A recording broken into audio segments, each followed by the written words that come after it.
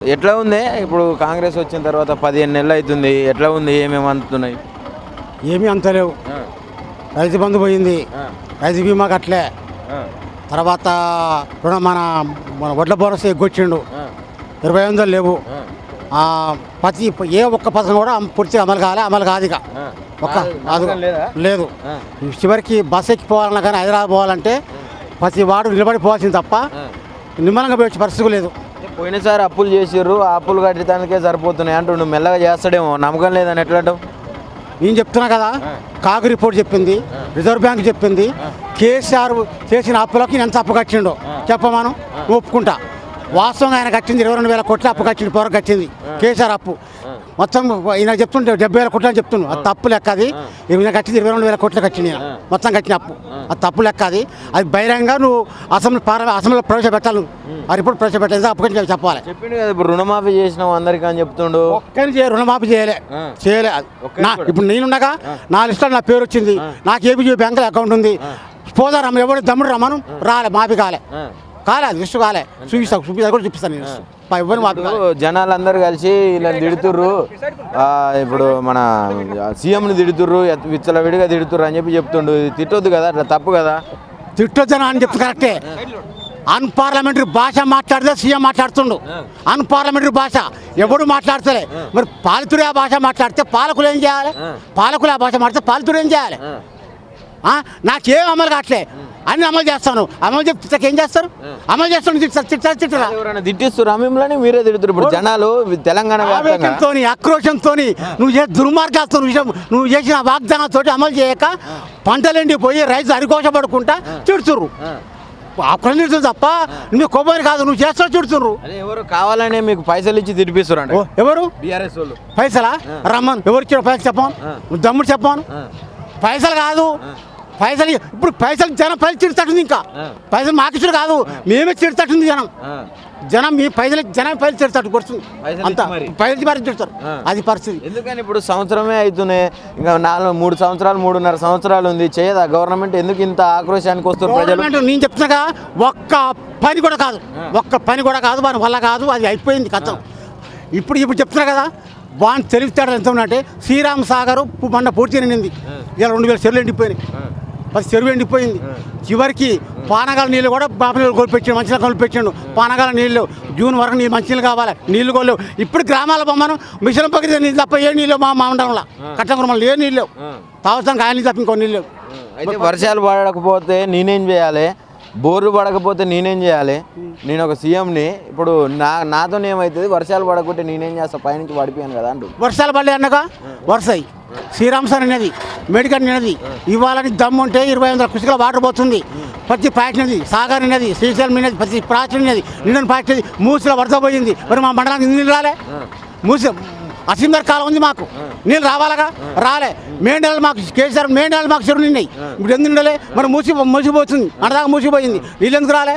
వీళ్ళ చేతకంతనం వల్ల, వీళ్ళ అసమర్థం వల్ల, వీళ్ళ అవివేకం వల్ల, వీళ్ళ చేతకనం వల్ల తప్ప వానలు కాదు, పాడు కాదు. ఎన్ని కాదు వాన లేకు 3 ఏళ్ళు కరుగుండ నీళ్ళు రావచ్చు, తేవచ్చు. తెలంగాణకు తేవచ్చు, తెచ్చే పరిస్థితి ఉంది. ఇవాళ మేడిగడ్డ ఉపయోగించి తెచ్చుకునే పరిస్థితి. ఇవాళ కూడా మేడిగడ్డ ఉపయోగించుకోవచ్చు. ఇవాళ ఇంత దమ్ము లేదు. ఇవాళ కూడా తెలంగాణ రాష్ట్ర వ్యాప్తంగా పంటలు ఎండిపోతున్నాయి అంటారు. మీ సైడ్ ఎట్లా ఉంది పరిస్థితి? రైతులు ఎండిపోయినాయి, పంటలు ఎండిపోయినాయి.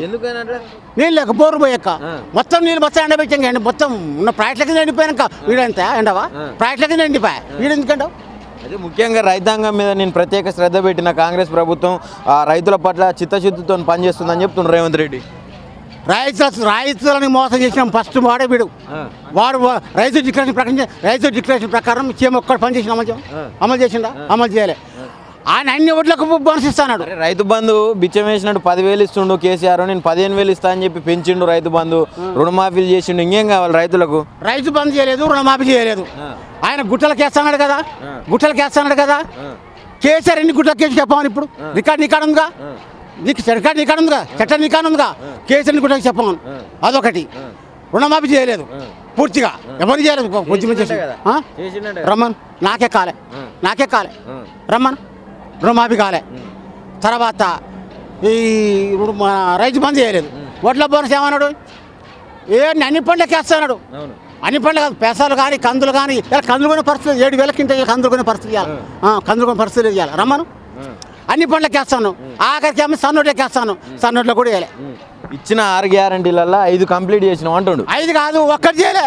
6 గ్యారెంటీ 6 గ్యారెంటీ 13 హామీలు, 6 హామీలు ఒకటే బస్సు, ఉచిత బస్సు తప్ప ఏది లేదు.